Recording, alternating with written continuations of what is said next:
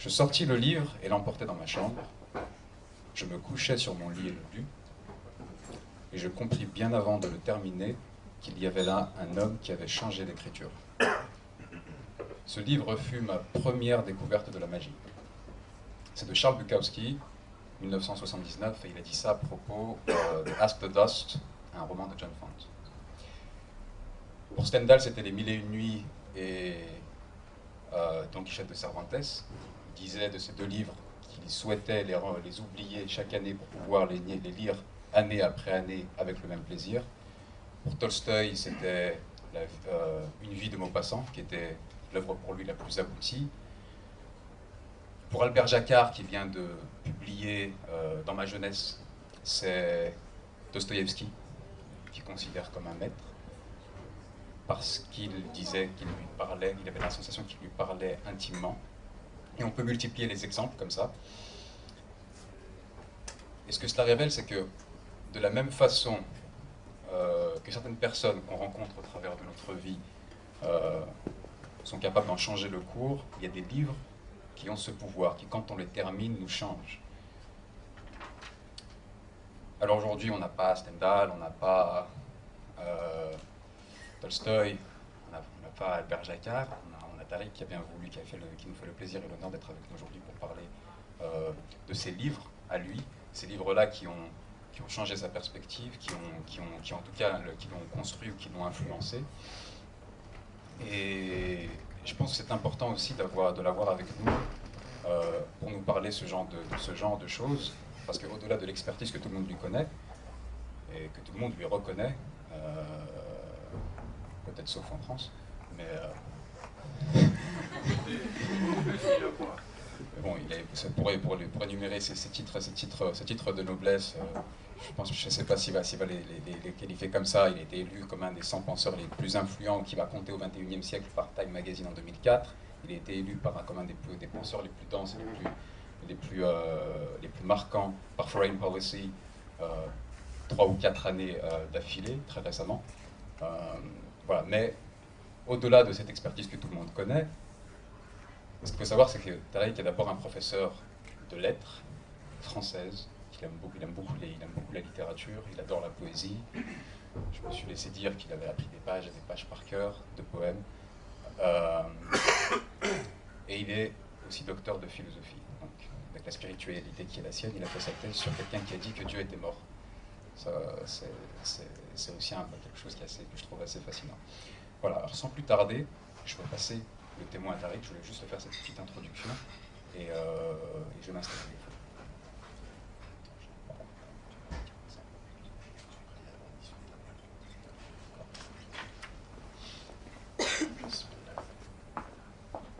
Bien, merci beaucoup d'abord d'être là ce matin, de cette invitation. Mes excuses du retard, qui n'est pas dû à moi, une fois n'est pas coutume. Et donc,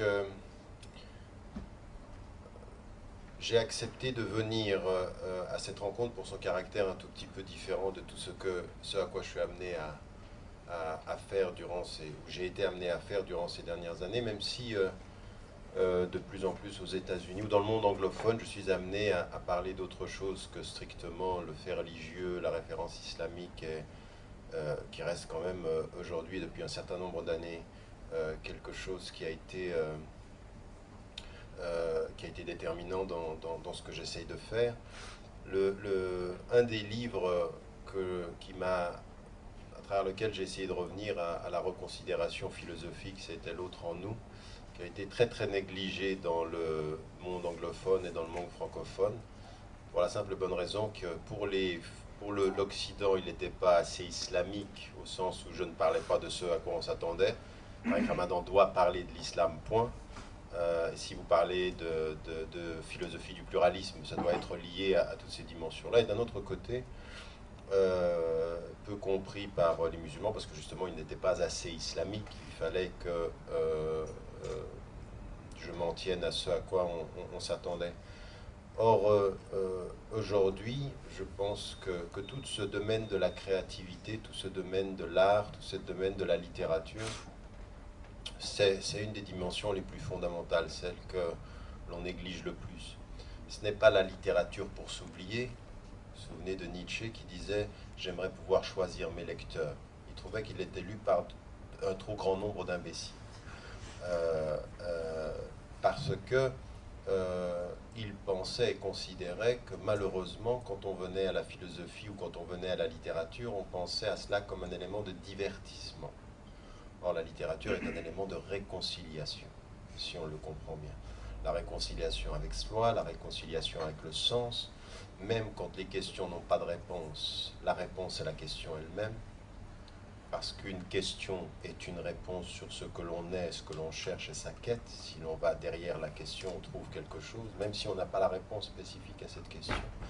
Et que de ce point de vue-là, cette littérature, cette dimension qui a été, au gré des civilisations, et même par rapport à la civilisation islamique, un des éléments majeurs de sa floraison, une civilisation en phase avec elle-même, une civilisation qui crée, est une civilisation de la création, est une civilisation du courage de la création et non pas de la frilosité. Aujourd'hui, nous sommes dans une passe qui montre notre crise parce que nous sommes frileux, parce que nous avons peur de la plume, de la pensée et de l'élément artistique que je ne confonds pas, vous l'aurez compris, mais je pense que si vous êtes là ce matin, c'est que c'est la même chose que vous vivez.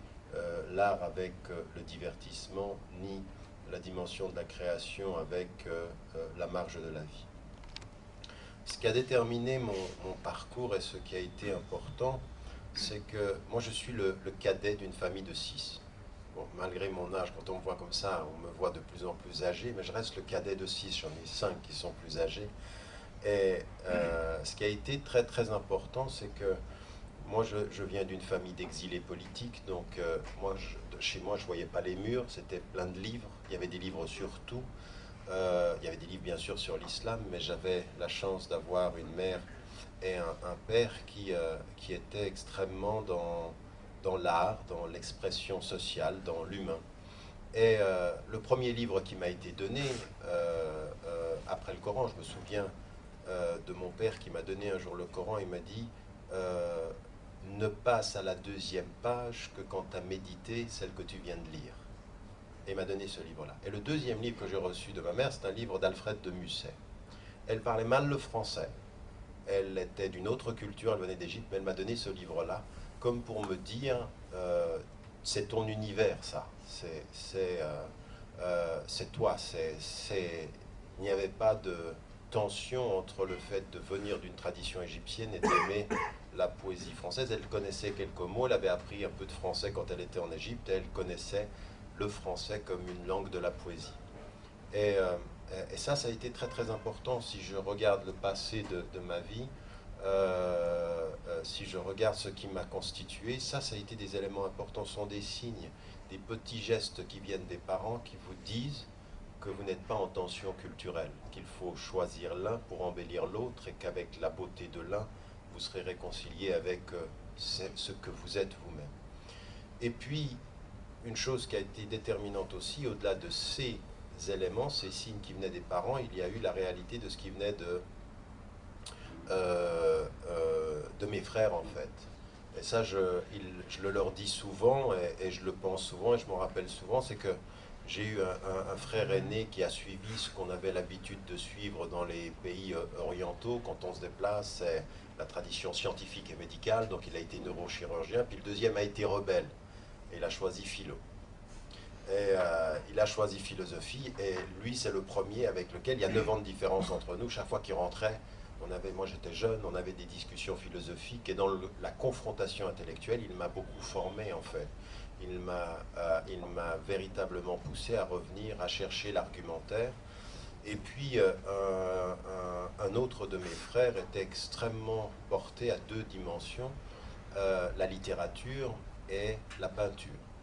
Et c'est ces 2 univers de la fraternité, des frères qui étaient aînés, qui avaient fait ce choix-là, puisque l'un avait même choisi la filière artistique, c'est-à-dire comme peintre, comme l'expression de l'art, et ça m'est revenu. Et donc moi j'étais dans cet univers-là, et ça m'a poussé à lire très très jeune. J'ai été un ami de la littérature et de la philosophie, je prenais effectivement, mais c'était littéralement ça, pendant les jours scolaires, c'était jusqu'à 5 heures de lecture par jour, et pendant les jours de congé, c'était 8 heures, au point que mon père a eu peur pour moi et qu'il est venu fâché, frapper à ma porte et il m'a dit: Tariq, la vie, c'est pas les livres. Parce qu'il me voyait m'enfermer. Mais c'était vrai, il avait raison, c'est-à-dire qu'à partir d'un certain moment, ça a été un univers de créativité, un univers de protection. Parce que ça me protégeait. J'ai eu deux choses qui m'ont protégé dans ma jeunesse, c'était la littérature et la philosophie d'une part, donc la lecture, et la deuxième chose, c'était le sport. Et je suis rentré tôt et peut-être trop tôt dans la philosophie, c'est-à-dire qu'il y avait des questions qui dépassaient mon intelligence, je ne comprenais pas toujours tout. Quand je me suis lancé dans Also sprach Zarathustra, ainsi parlait Zarathustra de Nietzsche, je comprenais quelques éléments, c'était de la poésie philosophique, mais ça me renvoyait à des choses, et c'est effectivement, finalement,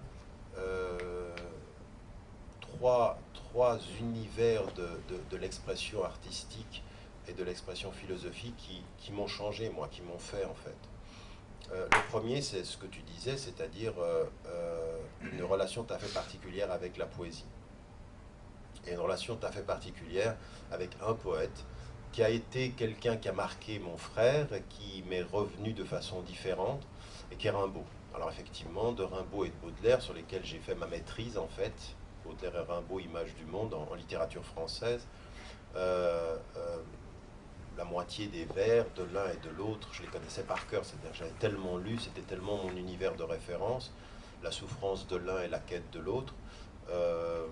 Ça a été pour moi déterminant. Je crois qu'effectivement, les appels, la solitude, la souffrance, je suis celui qui souffre et qui s'est révolté, c'est ce que disait, ce qu'écrivait Rimbaud, toute cette réalité-là, elle m'a énormément marqué. C'est-à-dire que ce qui m'a marqué, ça a été la quête, la souffrance et la blessure.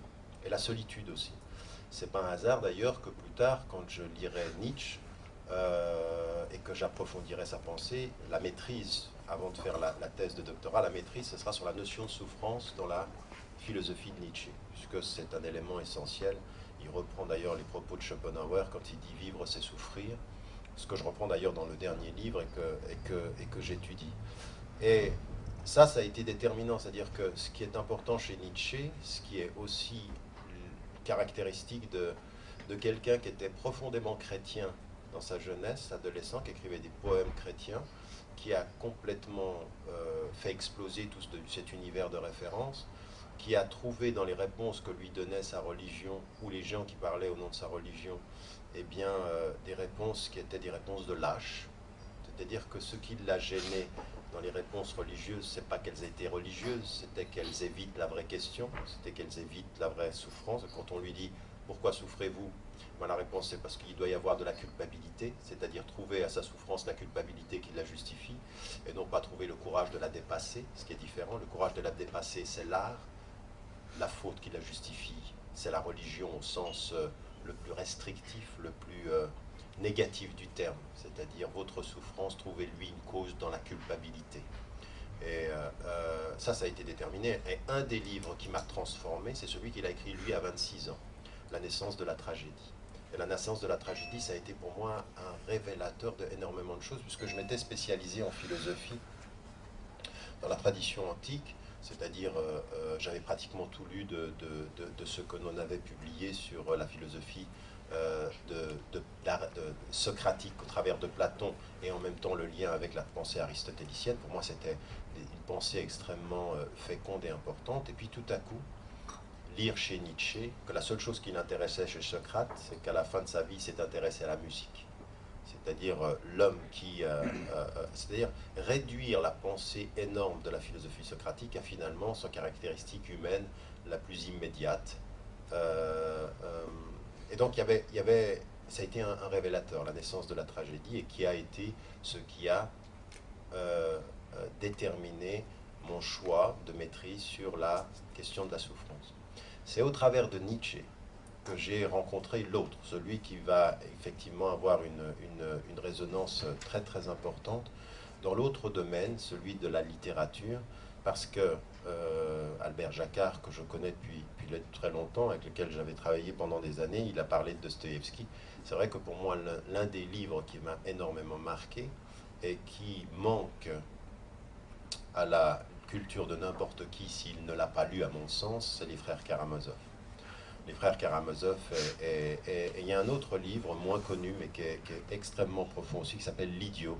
Là aussi, moi je me souvenais d'un prof de philosophie qui est un professeur français qui a été directeur de programme, mais qui était chez nous, il était à Caen, c'était Filonenko, l'un des plus grands spécialistes de la pensée de Kant, à qui j'ai suivi des cours sur Fichte, sur Kant et sur Hegel. Et c'était un prof qui m'avait beaucoup impressionné parce que chaque fois qu'il étudiait un auteur, il prenait de A à Z. D'ailleurs, on avait un autre prof qui disait, vous n'êtes pas obligé de faire comme Alexis, chaque fois que vous étudiez un auteur, vous lisez tout. Et moi, c'était quelque chose qui m'avait impressionné. J'essayais de faire ça pour un certain nombre d'auteurs, pas pour tout le monde, mais d'essayer de véritablement avoir la séquence historique de sa vie et le séquentiel progressif de sa pensée. Donc pour moi, ça c'était aussi des choses importantes. Et finalement, effectivement, tout ce qui avait été publié en français sur Nietzsche, j'avais tout parcouru, tout lu. Et c'est pour ça que je m'étais dit, je veux absolument faire deux choses au travers de Nietzsche, c'est-à-dire sa pensée à lui, et puis en même temps la notion de souffrance comme élément déterminant, et puis son regard sur les autres philosophes. Et en termes de littérature, c'est lui qui parle du plus grand des psychologues. Le plus grand des psychologues étant effectivement Dostoïevski. Et donc quand il me dit ça, moi, ce à quoi je m'étais beaucoup attaché, un des grands psychologues, enfin un psychologue de la littérature à l'ère contemporaine, c'était tout ce que faisait Mauriac dans ses romans. Et puis là, tout à coup, on entrait dans une densité qui était autrement plus impressionnante. Pas forcément en termes d'histoire, mais en termes de rapport à une pensée artistique, à un roman qui est en même temps extrêmement profond quant au sens et extrêmement sophistiqué quant à la psychologie humaine. Et donc moi j'ai beaucoup construit autour de la littérature russe. À un moment donné, je me suis beaucoup intéressé à ça. Et la littérature française. Et donc il y a finalement eu trois domaines, c'est-à-dire que ce qui faisait le pont entre la littérature des uns et des autres, ça a souvent été les questions philosophiques. Et puis ce que j'allais chercher dans la littérature française, c'était effectivement la force de l'expression et puis toujours les quêtes de sens. C'est vrai que s'il y a quelque chose qui détermine beaucoup mon rapport à la littérature, c'est la créativité en ce qu'elle est traductrice, porteuse, traductrice de la quête de sens. Ce qui, à mon sens, reste un des éléments déterminants du rapport au sens et au beau dans la littérature. Donc, ce parcours-là, il a été fait d'énormément de lectures. Et si je dois revenir maintenant à ce qui a été déterminant dans l'expression, à un moment donné de l'évolution de ma lecture ou de mes lectures, après inductivement j'ai dû venir à la pensée des Lumières, et là aussi je me suis arrêté à 4 auteurs au XVIIIe siècle, pour lesquels j'ai à peu près lu l'ensemble. C'était la pensée, bien entendu, de Montesquieu, Voltaire, Rousseau, et un qui est moins connu, mais qui m'a beaucoup impressionné. Je me souviens qu'au moment où je quittais le lycée, à l'époque, chez nous en Suisse, au lycée, on devait faire des petits rapports au travers d'un livre ou d'un auteur, et j'avais choisi Diderot, sur lequel j'avais fait un truc qui était pratiquement un travail qui m'avait pris des mois, qui faisait une centaine de pages, sur la pensée de Diderot au travers d'une œuvre et puis finalement du parcours de tous les autres dialogues sur le neveu de Rameau, sur la question de l'art et de la vertu. Puisque il s'agissait de musique, de vertu et de gagner le sens de la réputation au cœur des sociétés. Et par rapport à ce XVIIIe siècle, j'ai plutôt été rousseauiste que voltairien. J'ai pas beaucoup aimé le cynisme de Voltaire, même si je pouvais avoir être séduit par la force de la formule, par la force de la pensée, par un certain nombre de choses qui étaient effectivement très critiques et très fortes dans la pensée de Voltaire. De choses qui l'étaient moins, ce qu'on a moins connu, c'est-à-dire qu'il y a un rapport extrêmement libre à la rationalité. il y a beaucoup, beaucoup de préjugés. Voltaire est beaucoup plus porteur de préjugés, contrairement à ce que l'on dit, que ne l'a été Rousseau, sans doute parce que Rousseau se flagellait davantage qu'il ne flagellait, ou il flagellait parce qu'il se flagellait. Mais toute je veux dire, ce qu'on ne dit plus aujourd'hui, la pensée profondément antisémite, en fait, que l'on trouve chez Voltaire, elle a des relations avec beaucoup de rapports sur les préjugés qu'il peut avoir vis-à-vis des uns et des autres. Il est porteur de quand même beaucoup de préjugés, même s'il déconstruit par la rationalité. Puis j'avais détesté le fait qu'il ait demandé la condamnation à mort de Rousseau, parce qu'il a demandé à ce qu'on condamne à mort Rousseau dans son délire de vengeance d'une certaine façon. Donc, et là aussi, je me suis beaucoup arrêté à la pensée de Rousseau, et c'est vrai que j'ai beaucoup été séduit par les pré-romantiques et les romantiques. Après avoir inductivement être revenu de Baudelaire, Rimbaud et remonté au romantique et de voir sa pensée à lui, alors bien entendu, sans partager les choses, mais en étant profondément touché par des choses extrêmement simples, c'est-à-dire la profondeur des rêveries du promeneur solitaire, les vraies questions fondamentales qu'il pose avec toutes les contradictions de l'homme, parce que ce qui est extrêmement important, c'est la capacité de lire Rousseau, qui a lâché tous ses enfants, qui écrit un livre sur les mines, et qui en même temps, dans toute sa traduction de ce qu'il est en train de dire, en fait, ces contradictions sont sa richesse, en fait. Et ça m'est resté aujourd'hui. Quand je rencontre beaucoup de musulmans qui, dans l'ère de la spiritualité, vivent de leurs contradictions, ce pourrait que leurs contradictions soient le meilleur moyen de leur réconciliation, qu'ils soient riches de cela s'ils les dépassent, pas s'ils s'y confortent. Les contradictions se dépassent, on s'y conforte pas, on les dépasse artistiquement, on les dépasse spirituellement, mais en tout cas on leur fait face. Et c'est en cela, par exemple, la pensée de Nietzsche, elle était importante pour moi, parce que Nietzsche disait tout le temps, faire face à ses contradictions et ne pas se cacher derrière ses justifications. Donc voilà, ça a été pour moi des livres, une époque de ma vie qui m'a énormément transformé, où je me suis plongé pendant des années, où j'ai jamais perdu le sens de la poésie. Celui qui a été central, ça a été Rimbaud.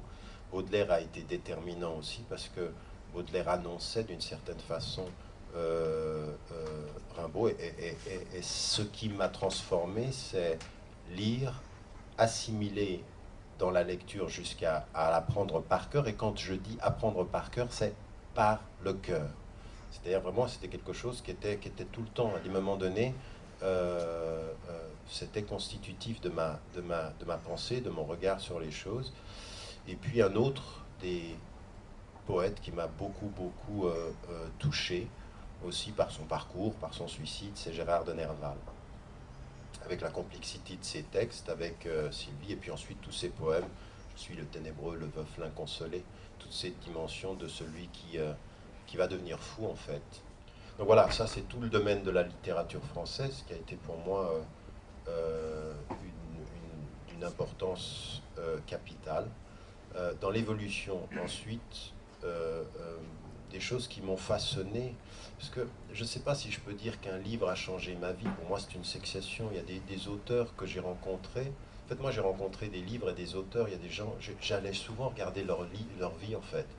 Derrière, je veux dire, quand j'ai lu Rimbaud, je suis allé regarder sa vie, quoi. Je suis allé regarder ses fugues, je suis allé regarder son rapport à son prof, à Isambard, cette lettre du voyant, cette pensée de je est un autre, quand le cuivre s'éveille clairon, il n'y a rien de sa faute, celui qui se pense déterminé, qui à un moment donné, je me suis réveillé poète. Et donc tout ça pour moi c'était important, toute cette dimension de ce qu'est la destinée et ce qu'est la liberté dans la littérature. Ça c'était aussi important, c'est-à-dire que c'est vrai que la littérature pour moi ce n'est peut-être pas des œuvres, c'était des êtres. Je suis rentré en contact avec des êtres, je suis rentré en contact avec la notion de souffrance chez Nietzsche, c'est que je rentrais en relation avec un homme, avec ce qu'il a souffert, avec ce Andrea Salomé disait de lui, quand vous étiez assis à table avec Nietzsche, il parlait doucement, toujours doucement. Pourquoi? Parce qu'il imposait à son interlocuteur de se pencher pour écouter. Se pencher pour écouter, c'est éveiller son attention. Je parle doucement, ouvre ton oreille. Oui. Et vous voyez que dans toutes les spiritualités, vous avez ça aussi. Tout le temps, il y a une façon de parler, parce qu'il y a une volonté d'être écouté d'une certaine façon. Vous savez, au moment où je dis ça, je baisse la voix. Certains y trouveront une technique de communication, mais c'est ce qui m'habite. Effectivement, c'est ce qui m'habite. C'est-à-dire qu'à partir d'un certain moment, c'est comment ces auteurs ont vécu ce qui a été les déterminants de leur pensée, dans leurs contradictions, comme dans leur expression artistique. Et puis, à un moment donné, dans ce parcours littéraire, je me suis d'ailleurs, c'est vrai, quand je vous en parle là, maintenant, je me rends compte que je me suis souvent arrêté aussi à des univers littéraires et à les réalités de leurs conflits. Par exemple, quand il y avait toutes ces questions Voltaire, Rousseau et Diderot, et que finalement Rousseau se trouve seul, Voltaire et Diderot d'un autre côté, je me suis plutôt senti humainement rousseauiste, et intellectuellement je pouvais prendre les deux, mais humainement j'étais plutôt dans ce parcours-là, dans ce parcours de cette solitude, de ce rapport assez blessé à la vie. Ça, c'est vrai. C'est une des dimensions qui, je crois, m'habite et m'habitera jusqu'à la fin. Certains, je me souviens d'un prof de littérature qui m'avait dit, c'est parce que vous êtes un enfant de l'exil. Et c'est vrai aussi. C'est vrai que moi, je veux dire que si je regarde de la façon dont j'ai pu voir mes parents, j'ai vu des êtres blessés. C'est-à-dire des êtres qui n'étaient pas proches de leurs racines, qui étaient par leurs idées, loin de leurs racines, par leur cœur, loin de leur cœur, par leur corps, dans une espèce de tension tout le temps. Je veux dire que ça, c'était quelque chose que j'ai vu dans les larmes de mon père, dans la solitude et la souffrance de ma mère, de ne pas être... Vous voyez, tout ça, ça reste, c'est des choses qui sont importantes. Donc à partir d'un certain moment, c'est vrai et ce qui m'intéresse le plus dans la foi, aujourd'hui, c'est la paix. Et la paix, qu'est-ce que c'est? C'est quand vos besoins ont trouvé leur assouvissement, c'est-à-dire que quand vos questions ont trouvé leur réponse, quand vos besoins ont trouvé leur satisfaction, c'est ça la paix. La paix, c'est d'être dans cet équilibre-là. Vous n'êtes pas en paix quand vous êtes en perpétuel manque. Le manque, c'est le contraire de la paix intérieure. Il le faut pour aller à la paix, parce que la paix, c'est jamais permanent, mais il faut dépasser, encore une fois, le manque pour aller vers la paix. En fait, c'est la vraie définition de djihad, en fait. C'est ce regard que l'on a et que l'on porte, et que cette espèce de lucidité. Il n'y a pas de djihad, en fait, sans lucidité. La lucidité, c'est vraiment de se regarder en face. De regarder en face ses manques, regarder en face ses besoins, tous, quels qu'ils soient, intellectuels, physiques, émotifs, affectueux, de temps, d'écoute. Donc, à un moment donné, je suis arrivé aussi à la littérature, et ce qui m'a aussi façonné, ça a été, sur le plan littéraire, toute la question que pose Théophile Gautier, à qui Baudelaire dédie son texte « Les fleurs du mal ». Cette dimension de l'art pour l'art. Ça aussi, ça a été important pour moi, parce qu'à un moment donné, je me suis arrêté sur Jean-Paul Sartre. Et Jean-Paul Sartre, le seul être qui pouvait sortir parfois, il disait que le seul élément artistique qui pouvait sortir de l'élément politique, c'était parfois la poésie. C'est-à-dire qu'il cite Rimbaud dans La bannière de mai, c'est rire aux parents qu'au soleil, mais moi je ne veux rire à rien, libre soit cet infortune. Il cite ça en disant, ça c'est des paroles de quelqu'un qui est sorti du conflit social. Il parle artistiquement comme s'il était au niveau du divin. Mais tout le reste de l'expression artistique est politique. Et ceux qui disent qu'ils ont une expression artistique qui ne soit pas politique, c'est des petits bourgeois. Les petits bourgeois veulent véritablement toujours utiliser la littérature en pensant qu'ils se sont sortis de leur statut. La force du petit bourgeois, c'est de penser que son expression ne porte pas sa bourgeoisie. C'est intéressant.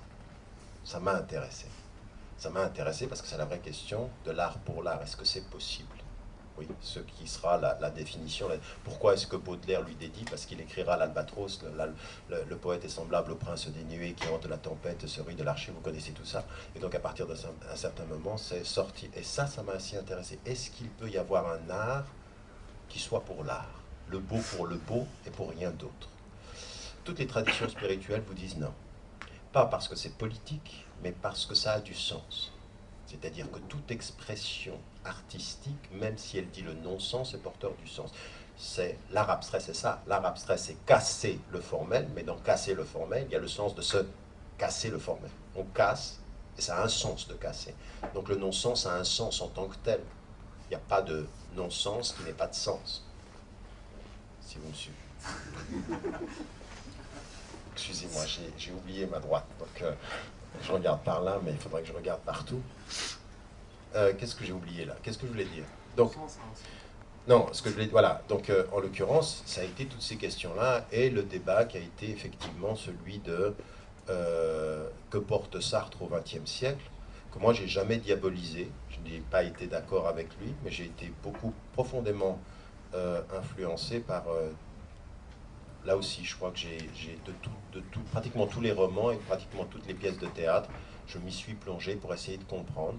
Et puis, j'ai été plutôt camusien que sartrien, pour plein de raisons, jusqu'à ce que je découvre Édouard Saïd.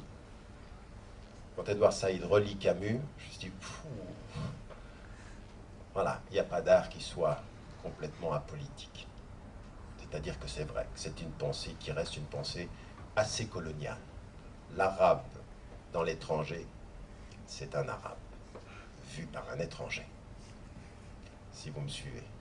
Vu par Camus, qui n'est pas vraiment arabe. Et donc j'ai beaucoup aimé ce travail de déconstruction d'Édouard Saïd dans l'orientalisme. Mais là aussi, ce qui a été un livre qui m'a aussi énormément dévoilé des recoins de la pensée occidentale au sens profond, c'est L'homme révolté. Si vous n'avez pas lu ce livre-là, il faut vous y plonger. C'est un livre qui est un livre philosophique, mais qui a un pendant, deux pendants en termes de roman, qui est La peste et le mythe de Sisyphe, d'une part, La peste et L'étranger, qui sont des textes qui sont en miroir. Il faut les lire en miroir, il faut lire l'un et les autres en miroir. Et ça aussi, ça a été pour moi... Camus n'est pas un grand philosophe, c'est peut-être pas forcément non plus un grand littéraire, je veux dire de la plus grande des plumes et de la plus grande. Mais par contre, c'est dans le mariage des deux qu'il est le meilleur. Et ça moi j'entendais mon prof de littérature qui cassait Camus et mes profs de philo qui voulaient même pas qu'on en parle. Alexis Filonenko, fallait même pas citer Camus, il fallait, attendez, je veux dire, il y a la philosophie et puis il y a les guignols, quoi. Donc lui, il était plutôt dans le sens guignol. Il ne fallait pas comparer Kant et Albert Camus. Mais par contre, dans le lien entre les deux, c'est-à-dire cette interdisciplinarité, l'un parlant à l'autre, le rapport de l'art et du sens, pour moi, ça a été un élément qui a été déterminant aussi dans mon parcours. Donc vous voyez, c'est beaucoup dans la poésie et la parole libre de cet art pour l'art qui m'a beaucoup arrêté. Je me suis aussi beaucoup intéressé, parce que ça m'a beaucoup apporté, dans ceux qui voulaient briser le sens, c'est-à-dire le surréalisme. Et là aussi, un des textes sur lesquels je me suis arrêté, c'était marrant parce que je relisais Nadja de Breton en même temps que je lisais L'enfant Peul de Ampateba. Et je ne sais pas si il faut que vous lisiez 3 livres en même temps. Ouais, c'est rien, vous êtes des littéraires. Nadja, L'enfant Peul et 100 ans de solitude de Marquez. Et là, c'est extraordinaire. Comment l'un dit « tout est dans l'instant », l'autre dit « tout est dans le retour », et le troisième met en évidence que tout est dans la mémoire. Oui. C'est vraiment assez impressionnant. Et là, vous voyez les transferts, les transversalités culturelles, c'est-à-dire ce que c'est pour l'un l'instant. En fait, la pensée moderne, dans le surréalisme, elle est extrêmement présente. Elle est extrêmement présente. Et c'est les surréalistes en fait qui m'ont amené à la psychanalyse. Alors moi j'avais eu un débat une fois avec Rudinesco qui m'a dit mais vous de toute façon en tant que musulman c'était pas possible, vous vous intéressez même pas à la psychanalyse, ça n'existe même pas pour vous. Vous voyez comment ceux qui luttent contre les représentations en sont pétris en fait. Je veux dire comme musulman on ne pouvait pas parce que ça n'existe pas. Et c'est n'importe quoi en fait en gros. Mais bref.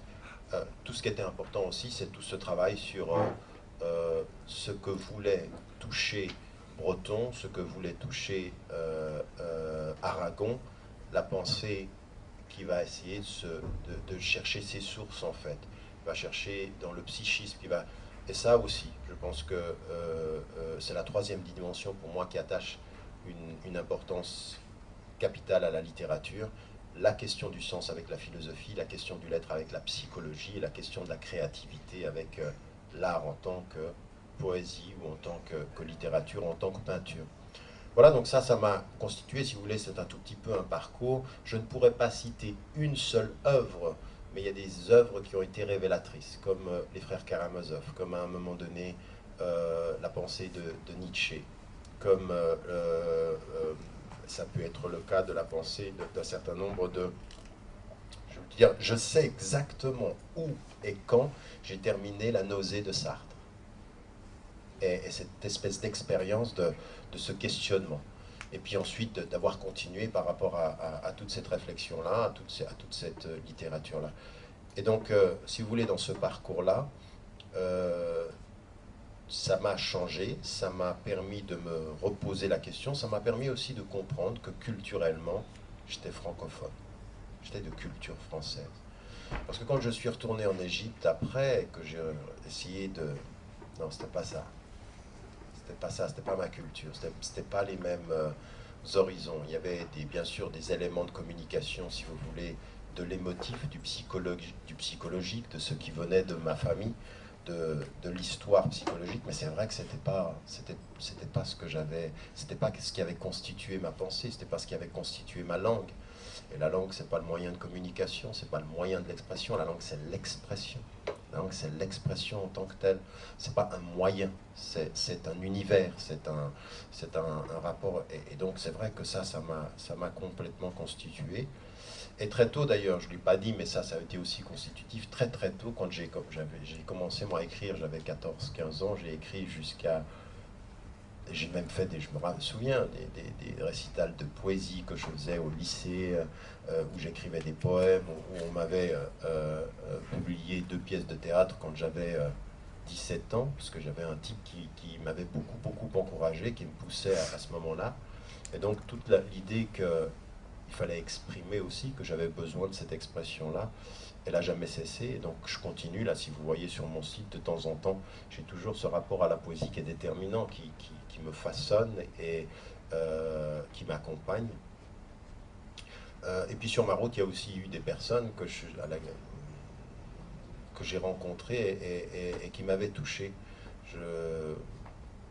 J'étais complètement en opposition avec les réponses que donnait Léo Ferré, mais j'étais très très en phase avec son mode d'expression, et je l'ai rencontré personnellement, je suis allé le voir plusieurs fois, on a eu beaucoup d'échanges, et c'est aussi, là aussi ça venait de mon frère aîné qui me l'avait fait découvrir, puis ensuite j'étais allé le voir, il était venu en Suisse, et j'étais beaucoup dans l'échange. Il avait des réponses qui étaient choquantes pour certaines d'entre ces réponses. Pas choquante parce que c'est quelqu'un qui niait Dieu, oui, mais choquante par la façon dont il s'en prenait aux hommes. J'ai jamais aimé le mépris en fait. J'ai jamais aimé le mépris C'est pour ça en fait je pense que Voltaire me gênait beaucoup. C'est-à-dire qu'il y avait un espèce de mépris. Et j'aime pas ça. J'ai jamais... c'est ça aussi qui était très intéressant chez Nietzsche, une pensée élitiste qui veut éviter le mépris quand même. C'est-à-dire qu'il est très très méprisant par rapport au peuple, à la plèbe, et en même temps, fondamentalement, il essaye de lutter contre ce qui peut l'habiter. Donc pour résumer ce parcours qui est compliqué, mais qui a été complètement, toute ma vie, et voit participer en elle et à travers elle tout cet univers de la littérature. Donc si je dois dire mon rapport à la littérature en tant que telle, à l'expression artistique, c'est vrai qu'il y a le beau qui est déterminant, il y a le sens, et ça c'est vrai que c'est très très souvent lié à mon penchant philosophique, et puis d'un autre côté, il y a toute la dimension de la psychologie. Et il y a un auteur que j'ai parcouru en entier. Je crois que, bon, maintenant j'ai un tout petit peu oublié, mais je m'y suis arrêté. En fait, il y a deux auteurs sur lesquels je me suis arrêté, et je terminerai là-dessus, sur lesquels je me suis arrêté, mais qui m'ont beaucoup apporté en matière de maîtrise de la langue. Le premier, c'est Balzac. Toute la comédie humaine, je me suis plongé là-dedans, j'ai tout pris, je lisais comme un fou tout ça. Et là aussi, parce que c'est sans doute à mon sens, alors bon, on a parlé de Stendhal que j'avais lu également, mais j'ai pas eu le même rapport à Stendhal que j'ai eu à Balzac, à cette notion de cette espèce de psychologie du détail, vous connaissez toute cette philosophie qu'il avait de la description circulaire.